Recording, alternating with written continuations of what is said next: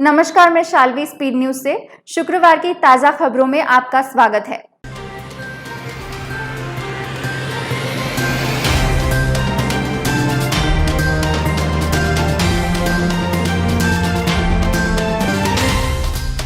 Samsung ने आज उपकरणों के लिए एक नया व्यक्तिगत स्वच्छता उत्पाद लॉन्च किया है, यूवी स्टरलाइजर।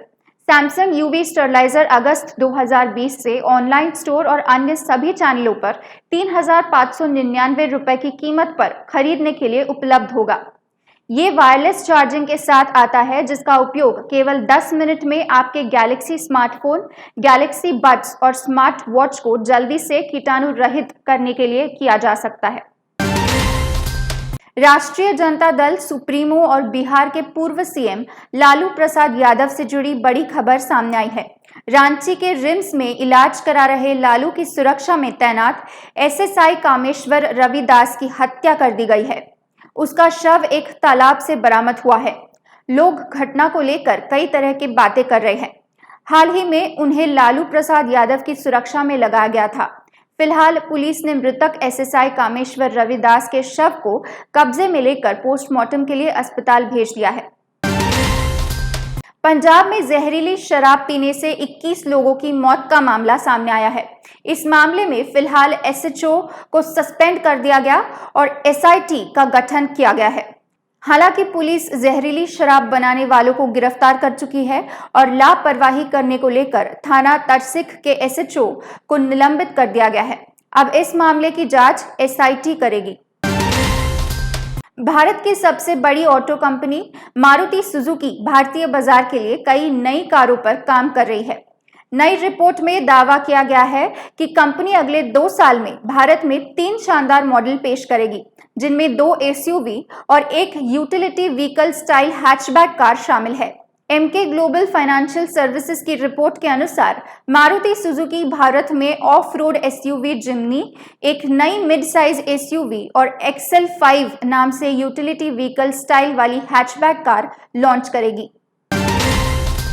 कोरोना वायरस के कारण किए गए लॉकडाउन में कई परिवारों का बजट गड़बड़ा गया है। कई लोगों को 2 वक्त की रोटी का जुगाड़ करने के लिए भी कड़ी मशक्कत करनी पड़ रही है। ऐसे में यूपी में निजी स्कूलों की तरफ से अभिभावकों को बड़ी राहत दी गई है। अनएडेड प्राइवेट स्कूल एसोसिएशन ने फीस को लेकर बड़ा फैसला लिया है। निजी स्कूलों ने आर्थिक रूप से प्रभावित अभिभावकों के बच्चों को स्कूल फीस में 20% की छूट का ऐलान किया है। निजी स्कूलों के अलावा अभिभावकों को राहत का फैसला मिशनरी स्कूल ने भी किया है। नोवेल कोरोना वायरस से दुनिया में सबसे ज्यादा प्रभावित देश अमेरिका, ब्राजील, भारत, रूस और दक्षिण अफ्रीका है। इन देशों में कोविड-19 संक्रमण से दुनिया के आधे से ज्यादा लोग हैं। दुनिया में अभी तक 1.72 करोड़ लोग संक्रमित हो चुके हैं। रॉयटर्स टैली के मुताबिक कोविड-19 संक्रमण से वर्ल्ड में 7,71,480 मरीज अपनी जान गंवा चुके हैं। वहीं वर्तमान में 210 से ज्यादा देश रोजाना कोरोना वायरस संक्रमण की रिपोर्ट कर रहे हैं। बीजेपी सांसद और पूर्व भारतीय खिलाड़ी गौतम गंभीर ने एक नेक काम की शुरुआत की है। दरअसल उन्होंने दिल्ली के जीबी रोड में रहने वाली महिलाओं की बेटियों को पढ़ाने का ऐलान किया है। गौतम गंभीर ने कहा कि विषयवृत्ति से जुड़ी महिलाओं की 25 नाबालिग बेटियों की मदद के लिए वे पंख मुहिम की शुरुआत करेंगे। गंभीर ने कहा कि समाज में हर किसी को बेहतर जीवन जीने का अधिकार है और मैं इस बात को सुनिश्चित करना चाहता हूं। कोरोना वायरस के कारण पूरी दुनिया में हाहाकार मचा हुआ है। दुनिया भर के वैज्ञानिक इस वायरस की वैक्सीन बनाने के काम में लगे हुए हैं।